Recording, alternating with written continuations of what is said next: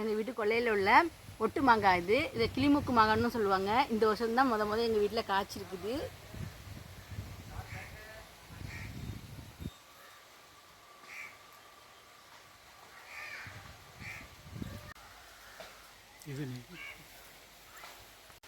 இது நீல மாங்காய்.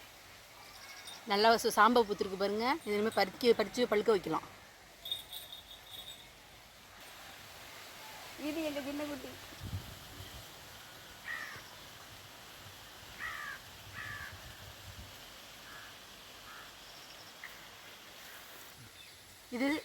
இது செந்தூரா.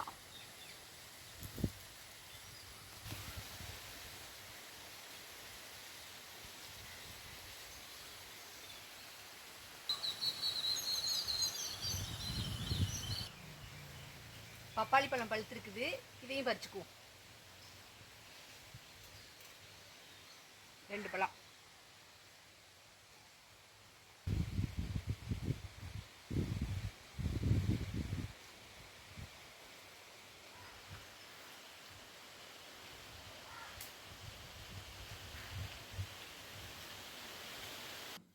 இது எங்கள் கொல்லையில் பறித்த சுண்டைக்காய், ஒரே ஒரு பாவக்காய், பப்பாளி பழம் எல்லாம் பறிச்சுட்டு வந்திருக்கேன்.